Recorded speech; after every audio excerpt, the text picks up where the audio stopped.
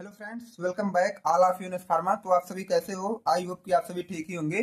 तो आज की इस वीडियो में हम बात करेंगे बी फार्म 8th सेमेस्टर का सोशल एंड प्रिवेंटिव फार्मेसी, जिसमें हमारी चल रही है यूनिट नंबर सेकंड, जिसका नाम है प्रिवेंटिव मेडिसिन। ओके, तो मैं सिलेबस इंट्रो करा दूं। ये हमारा है सिलेबस यूनिट नंबर फर्स्ट, जो हमारे ऑलरेडी चैनल पर अपलोड हो गई है। अगर आप सब नहीं देखे हैं तो डिस्क्रिप्शन बॉक्स में प्लेलिस्ट को आप चेकआउट कर सकते हैं। ओके, अब देखिए यूनिट नंबर सेकंड में आपका है प्रिवेंटिव मेडिसिन, जिसमें हम लोग आज कवर करेंगे एक वीडियो में कॉलरा, सारस, Ebola virus, influenza, acute respiratory infection. यहाँ तक क्या हम लोग एक ही वीडियो में कवर करेंगे। इनका क्या है, general principle of prevention and control of disease, इतनी चीजें इन सबका आपको पढ़ना है। ओके, तो सबसे पहले हम बात करेंगे कि ये प्रिवेंटिव मेडिसिन, जो कि मोटी हेडिंग है, मतलब यूनिट का नाम ही है प्रिवेंटिव मेडिसिन। ये प्रिवेंटिव मेडिसिन होते क्या है? जैसे मान लो कोई भी डिजीज फैलने वाली है, उस डिजीज से मतलब फैलने वाले, मतलब अभी तो फैली नहीं है, तो फैलने से पहले हम कुछ मेडिसिन खा लेते हैं। ठीक है, तो हम ऐसा सोचते हैं कि हमें जो फैलने वाली ये बीमारी वो मतलब हमारे ऊपर अटैक ना करे, तो पहले से हम क्या है, दवा खा के उससे लड़ने के लिए तैयार हो जाते हैं। जो हम बीमारी फैलने से पहले जो दवा खा लेते हैं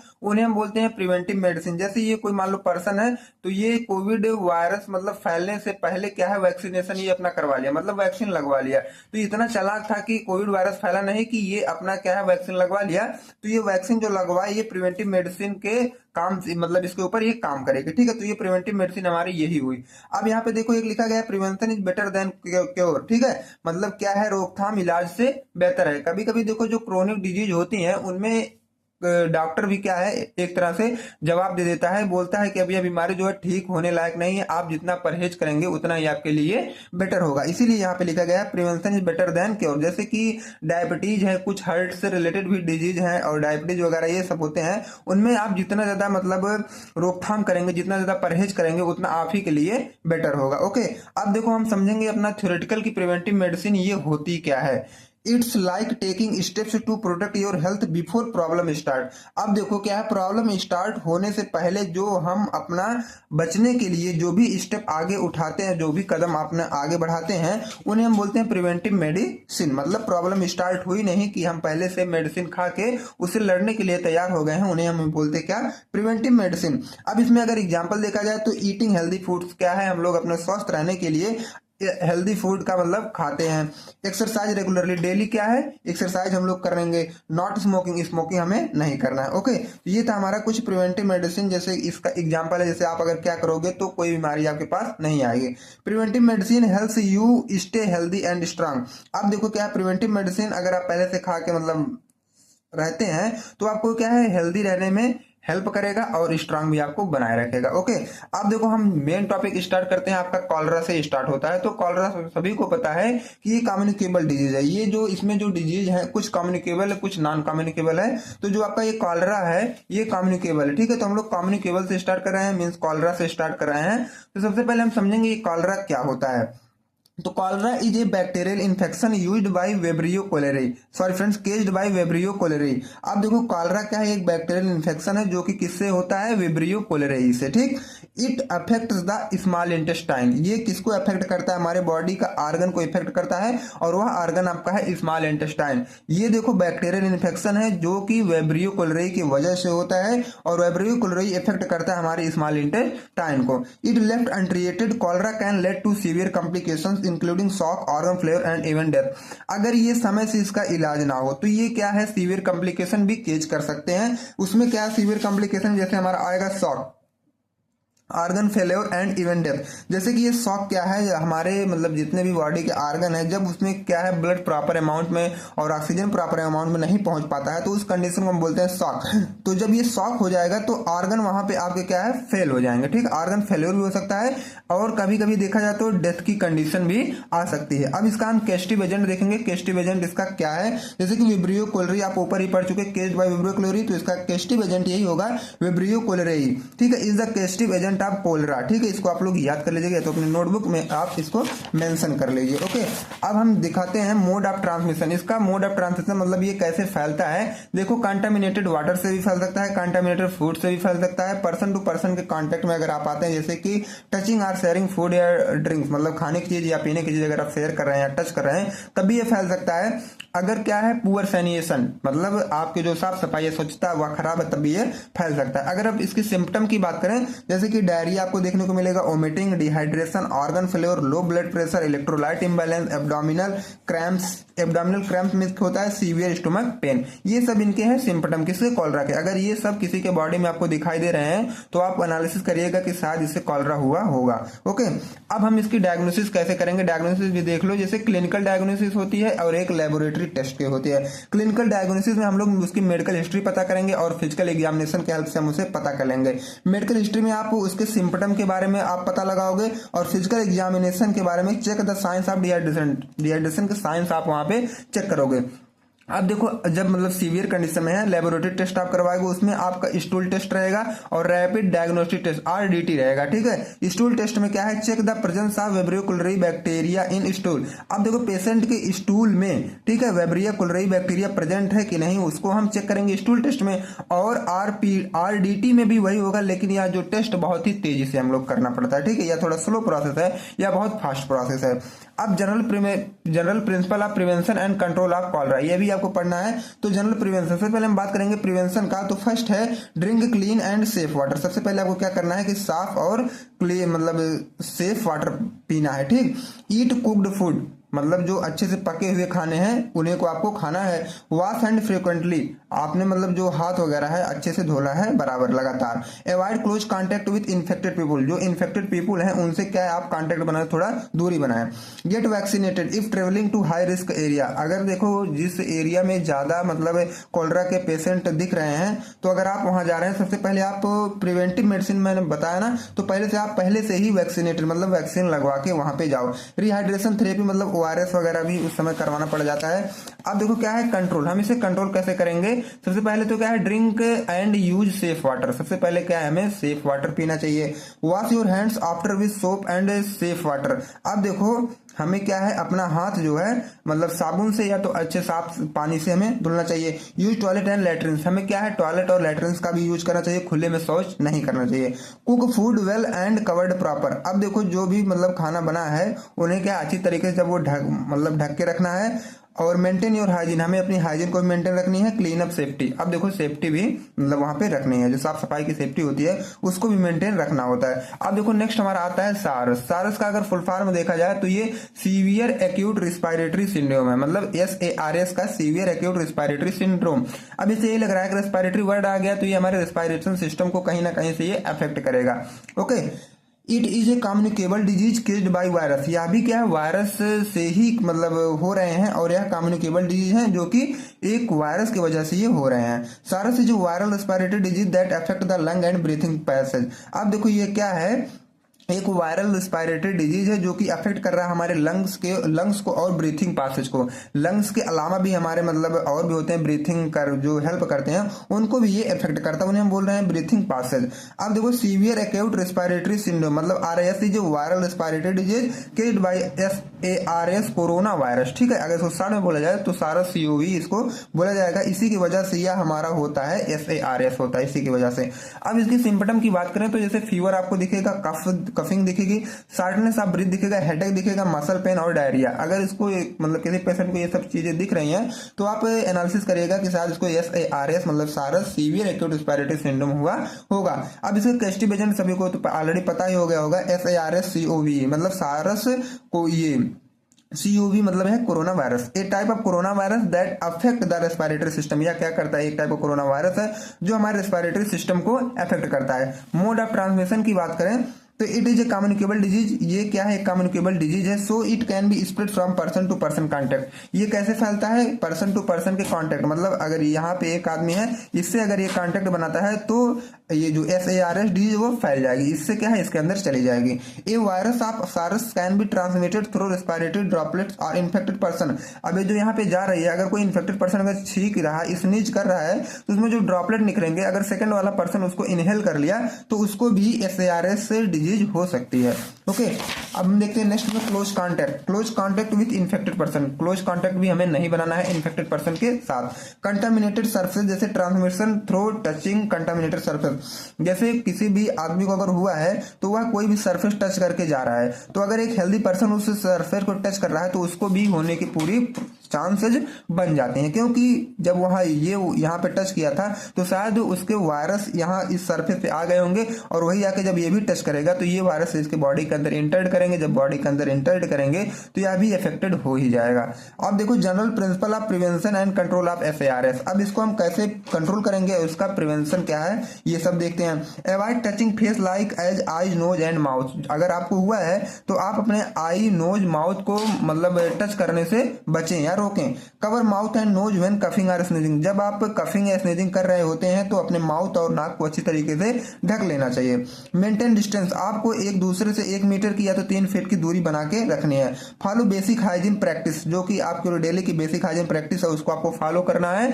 like washing hands after touching the patient, जैसे क्या है आप अगर हेल्दी पर्सन हो, किसी पेशेंट को अगर आप टच करके आ रहे हो तो अपने हाथ को क्या अच्छी तरीके से धो। सैनिटाइज ऑल कॉन्टेक्टेड थिंग्स, और जो भी मतलब उससे अफेक्टेड पर्सन से जितनी भी चीजें कनेक्ट हैं उसको क्या है सैनिटाइज कर लो सब चीज को, ठीक। यूज मास्क एंड ग्लव्स, आपको इस कंडीशन में मास्क और ग्लव्स का प्रॉपर यूज करना है। Some drugs are also used for prevent of SARS like antiviral drug, anti inflammatory drug. अब देखो कुछ ड्रग्स भी होती हैं सारस को कंट्रोल करने में, जैसे कि वह एंटीवायरल ड्रग होती है, एंटी इन्फ्लामेटरी ड्रग होती है। अब एंटीवायरल ड्रग के अंदर कौन सी ड्रग्स मेडिसिन आएंगी और एंटी इन्फ्लामेटरी के अंदर कौन ड्रग्स आएंगी, ये सब आप कमेंट बॉक्स में कमेंट जरूर करें। अब देखो क्या है oxygen therapy also used in SARS, इसमें हम लोग क्या है ऑक्सीजन थेरेपी भी दे सकते हैं, ठीक है। अब हम बात करेंगे इबोला वायरस की। ये देखो इबोला वायरस क्या होता है। It is A severe and often deadly viral illness caused by the Ebola virus. यह क्या है, इसके नाम से पता चलता है कि ये इबोला वायरस के वजह से होता है, ठीक है। अब देखो Ebola is a viral haemorrhagic fever that affect human and non human primates. अब देखो ये क्या है, ये बहुत पहली बात तो जान लो बहुत डेंजरस डिजीज ये है। और देखो ये हेमोरेजिक फीवर होता है, मतलब ये ब्लड फीवर से रिलेटेड कहीं होता है जो कि ह्यूमन को भी इफेक्ट करेगा एंड नॉन ह्यूमन प्राइमेट मतलब बंदर की प्रजाति को भी ये इफेक्ट करेगा। अब देखो this virus is damage human system and specific organ, ये हमारे ह्यूमन सिस्टम मतलब हमारे बॉडी में जो 12 सिस्टम चलते हैं यह उनको भी इफेक्ट करेगा, और कुछ स्पेसिफिक ऑर्गन होते हैं उनको भी यह स्पेशली इफेक्ट कर सकता है, ओके। अब इसके सिम्पटम की बात करें तो इसमें जो है टेम्परेचर सॉरी फ्रेंड्स जो फीवर होता है वह हाई टेम्परेचर पे होगा, वोमिटिंग आपको देखने को मिलेगी, डायरिया देखने को मिलेगी, एब्डोमिनल पेन देखने को मिलेगा, bleeding from eye nose and GI tract. अब देखो ब्लीडिंग भी आपको देखने को मिलेगी कहाँ कहाँ से, आई से, नोज से और GI ट्रैक्ट से, ठीक है। फैटिग, मसल पेन, हेडेक, ये सारी चीजें अगर आप किसी में देख रहे हैं तो आप वहां पे गेस लगाइएगा शायद ये इबोला वायरस से संक्रमित है, ठीक है। अब देखो कैस्टिव एजेंट इसमें क्या है, इबोला वायरस रहेगा। मोड ऑफ ट्रांसमिशन इसका क्या है, डायरेक्ट कांटेक्ट, इनडायरेक्ट और कांटेक्ट विथ इन्फेक्टेड एनिमल, 3 है इसके। अब देखो डायरेक्ट कांटेक्ट में क्या है, touching infected body fluids such as blood, sweat and saliva. अगर कोई भी इन्फेक्टेड पर्सन है उसका आप फ्लूइड जैसे टच करें उसमें क्या है ब्लड है, स्वीट है, सलाइवा, तो वह फैल सकता है। अब देखो इनडायरेक्ट कांटेक्ट क्या है, टचिंग कंटामिनेटेड सरफेस और ऑब्जेक्ट। अगर वह कोई भी सरफेस या ऑब्जेक्ट टच करके जा रहा है तो उस सरफेस और ऑब्जेक्ट को आपको टच नहीं करना है। Contact with infected animal, hunting and eating infected animal. अगर आप क्या है जो भी मतलब इन्फेक्टेड एनिमल है उसका आप शिकार कर रहे हो, उसको खा रहे हो, तब भी आपके अंदर यह आ सकता है, ओके। अब हम इसकी बात करें general principle of prevention and control का। It can be prevented by not travelling to areas where the virus is found. आप उस जगह पे ट्रेवलिंग ना करें जहां पे ये वायरस फैला हुआ है अच्छी तरीके से। It can be prevented by taking vaccine, यह किससे मतलब रोका जा सकता है, कुछ वैक्सीन आती हैं, अगर आप उसको वैक्सीनेटेड हो जा रहे हो तो ये रुक सकता है। Avoid contact with infected animal and infected person, infected person और इन्फेक्टेड एनिमल को के कांटेक्ट में आप आने से बचें। Health care worker always wear PPE। अब देखो जो भी मतलब स्वास्थ्य विभाग के कर्मचारी रहेंगे वो हमेशा PPE पहने रहेंगे, मतलब पर्सनल प्रोटेक्टिव इक्विपमेंट वो हमेशा लैस रहेंगे उसके साथ, और मास्क उससे मतलब प्रॉपर ग्लव्स एंड गाउन ये सब प्रॉपर होना चाहिए। When carrying for infected person, जब हम लोग क्या है एक इन्फेक्टेड पर्सन की देखभाल करते हैं isolated infected person to prevent transmission. अब देखो क्या है, जैसे जो भी इन्फेक्टेड पर्सन है उन्हें हम क्या है आइसोलेट अगर कर रहे हैं तो भी यह ट्रांसमिशन प्रिवेंट हो सकता है। ओके सॉरी फ्रेंड्स, ये जो है मतलब इबोला वायरस प्रिवेंट हो सकता है ट्रांसमिशन। ओके, अब हम देखते हैं इसका ट्रीटमेंट आप हम कैसे करेंगे। मोनोक्लोनल एंटीबॉडी की हेल्प से, जैसे कि laboratory made antibody that target the Ebola virus, ठीक, फ्लूइड का रिप्लेसमेंट करके और ऑक्सीजन की थेरेपी भी दे सकते, ठीक है। अब देखो ये इन्फ्लुएंजा क्या होता है। इन्फ्लुएंजा में ये भी क्या है, एक वायरल इन्फेक्शियस डिजीज ही होता है। It is viral infectious disease commonly known as flu, इसे सभी लोग फ्लू के नाम से जानते हैं। It is contagious respiratory illness caused by the influenza virus. ये देखो क्या है, रेस्पिरेटरी इलनेस ये भी है जो कि इन्फ्लुएंजा वायरस की वजह से होता है। It affects the human and also birds and mammals, ये अफेक्ट करते हैं ह्यूमन को भी, बर्ड को भी और मैमल्स को भी, ठीक है। अब अगर इसका सिम्टम देखें तो फीवर है, कफ है, सोर थ्रॉट है, रनी नोज है, हेडेक है, फैटिक है, मसल्स और बॉडी एचेज है, डायरिया एंड वोमिटिंग। अगर इतनी सारी चीजें किसी मतलब पर्सन के अंदर आप देख रहे हैं तो आप गेस लगाइएगा कि इसे इन्फ्लुएंजा हुआ होगा। अब कैस्टिव एजेंट की बात करें, it is caused by influenza virus, ये इन्फ्लुएंजा वायरस की वजह से होता है, जैसे कि influenza A virus, influenza B virus और इन्फ्लुएंजा सी वायरस, ठीक। अब हम मोड ऑफ ट्रांसमिशन की बात करें, it is transmitted through respiratory droplets released from the cough and sneeze of an infected person. जैसे कोई भी इन्फेक्टेड पर्सन अगर वह स्नीज या ड्रॉपलेट से उसके बाहर आ रहे हैं तो वही उसी ड्रॉपलेट से क्या है, एक अगर हेल्दी पर्सन के अंदर एंट्री कर रहा है वह ड्रॉपलेट्स, तो एक हेल्दी पर्सन को भी ये इन्फ्लुएंजा हो सकता है। तो जब कोई भी आदमी कफ और स्नीज कर रहा है तो उससे हमें दूर रहना चाहिए, ठीक है। अब देखो क्या है general principle of prevention and control, इसका क्या है जनरल प्रिंसिपल और प्रिवेंशन क्या है इसका। अब देखो influenza virus affected the upper respiratory tract, nose and throat. Upper respiratory tract को यह अफेक्ट करता है, अपर रेस्पिरेटरी ट्रैक में आपका आता है नोज और throat. But if it gets severe then virus reach into lungs and cause pneumonia. जब यही क्या है सीवियर की कंडीशन में आता है तो ये जो वायरस होते हैं हमारे लंग्स तक पहुंच जाते हैं और केज करते हैं आपके pneumonia. Immunization is the one of the most effective measure to control influenza infection. अब देखो इम्यूनाइजेशन में बिल्कुल इंपॉर्टेंट हो जाता है ये इन्फ्लुएंजा इन्फेक्शन को कंट्रोल करने के लिए। प्रिकॉशन इंक्लूडिंग प्रॉपर वेंटिलेशन, अगर प्रिकॉशन देखा जाए तो आपको हमेशा क्या है proper ventilation, avoiding crowded places, भीड़ भाड़ वाले जगहों से बचो, कवरिंग नोज, अपनी मतलब नोज को कवर करके चलो, mouth and faces during coughing and sneezing. जब हम क्या है कफिंग स्नीजिंग कर रहे होते हैं तो ये माउथ फेस कवर और ये नोज वगैरह हमें हमेशा कवर रखना चाहिए। रेगुलर वॉशिंग हैंड, ठीक है। अब हमें क्या है मतलब हैंड्स की वॉशिंग क्या है बराबर या रेगुलर करने चाहिए। अब इसमें ड्रग्स आप कौन यूज कर सकते हो, एंटीवायरल ड्रग, ओके। अब हम लास्ट की बात करें तो ये है एक्यूट रिस्पायरेटरी इन्फेक्शन, ये इस लेक्चर का लास्ट होने वाला है, एक्यूट रिस्पायरेटरी इन्फेक्शन। अब देखो अगर इसके शॉर्ट में बोला जाए तो इसे हम लोग बोलते हैं ARI। ARI is an infection that inflames the lungs and airway. ये भी क्या है एक इन्फेक्शन है जो कि ये इन्फ्लेम्स करते हैं हमारे लंग्स को और एयरवे को। मतलब क्या है देखा जाए तो इसको जला देते हैं, जलाना का मतलब क्या है इसको एबनॉर्मल कंडीशन में लाके कर देते हैं। इन ARI condition breathing is very difficult. ARI की कंडीशन में सांस लेने की प्रक्रिया जो बहुत ही कठिन हो जाती है, मतलब डिफिकल्ट हो जाती है। ARI starting from nose to alveoli, ये देखो कितनी खतरनाक होती है, ये नाक से स्टार्ट होती है और एल्वियोली तक जाती है। अब टाइप ऑफ ARI देखा जाए तो ये दो टाइप के, एक अपर होंगे एक लोअर होंगे, मतलब अपर respiratory track infection and lower respiratory tract infection. अब देखो जो अपर होंगे वो नोज, थ्रोट और साइनसेस को अफेक्ट करेंगे, जो ये लोअर होंगे वो लंग्स एंड एयरवे को अफेक्ट करेंगे, ओके। अब हम इसके सिम्टम वगैरह देखेंगे। ये this infection is particularly dangerous for children, ये जो इन्फेक्शन होता है ये चिल्ड्रन के लिए क्या है डेंजरस होता है। Older adults and people having disorder of immune system, अगर देखा जाए ओल्डर एडल्ट और पीपुल में ये डिसऑर्डर मतलब इम्यून सिस्टम का ये डिसऑर्डर कहा जाता है। अब सिम्टम की बात हम करें तो कफिंग है, फीवर है, शॉर्टनेस ऑफ ब्रीथ है, ईयर प्रॉब्लम है, सोर थ्रोट है, ये सब क्या है सिम्टम है। फॉर चिल्ड्रन कोल्ड और कफ, अगर बच्चों में देखा जाए तो कोल्ड अगर उनका हुआ है कफ हुआ है तब भी हम लोग क्या है सिम्टम वहां पे ये सब देखने को मिलेगा। अब हम मोड ऑफ ट्रांसमिशन की बात करें तो ये कैसे फैलता है, इसमें कैस्टिव एजेंट है बैक्टीरिया और virus. It can be transmitted through person to person, direct contact अगर कोई पर्सन से पर्सन आता है तो भी यह फैल सकता है, एंड कॉन्टेक्ट सरफेस, या तो कोई सरफेस अगर कॉन्टेक्ट में आता है तब भी वह फैल सकता है। When an infected person talks, cough और sneeze they can also transmitted, अगर कोई भी मतलब इन्फेक्टेड पर्सन बात कर रहा है या तो मतलब उसको खांसी आ रही है या तो स्नीज कर रहा है, तब भी यह जो भी ड्रॉपलेट्स निकलेंगे उससे यह फैल सकते हैं। अब इसको हम लोग प्रिवेंट कैसे करेंगे या तो कंट्रोल कैसे करेंगे? It can cause severe complication, it is not treated well, ये क्या है, सीवियर कॉम्प्लिकेशन केज करता है, इसको हम लोग क्या अच्छे से नहीं क्योर कर पाते हैं। Like as respiratory tract, respiratory failure and congestive heart failure, जैसे उसमें क्या है, रेस्पिरेटरी ट्रैक भी कंडीशन, मतलब रेस्पिरेटरी ट्रैक भी आपका खराब हो सकता है, रेस्पिरेटरी फेल्योर भी हो सकता है, और CHF मतलब कंजेस्टिव हेड फेल्योर भी हो सकता है इस कंडीशन में। अब इसकी प्रिवेंशन की बात करें, wash hands frequently with soap and water, हमें क्या करना है, साबुन से और पानी से अपने हाथों को बार बार अच्छी तरीके से धुलना है।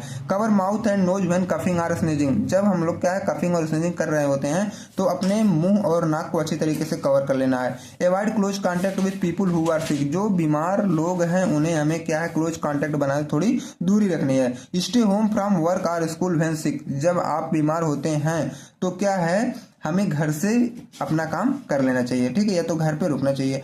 Good and healthy diet such as vitamin which help best immune system, अब देखो good and healthy diet such as vitamin which help best immune system, जैसे हमें क्या है अच्छे खाने या अच्छे डाइट लेने चाहिए जैसे कि विटामिन वगैरह हैं जो हमारे इम्यून सिस्टम को बेस्ट बनाते हैं, ठीक है, ये सब इसके कुछ प्रिवेंशन है। अगर हम बात करें ट्रीटमेंट के, सपोर्टिव केयर जैसे रेस्ट है, हाइड्रेशन है, ठीक है। एंटीवायरल मेडिसिन में जैसे ओसेल्टामिविर है, ये एंटीवायरल मेडिसिन है, ठीक है। एंटीबायोटिक्स भी यूज करते हैं जैसे एमॉक्सिसिलिन है, और ऑक्सीजन थेरेपी में जैसे ऑक्सीजन सप्लीमेंट भी आप सब दे सकते हैं, ठीक है। अब हम नेक्स्ट में आप में मिलेंगे जो भी छूटे हैं, अब इसके बाद हम कवर करेंगे जैसे मलेरिया वगैरह है, और भी इसमें अभी सब छूटे हैं।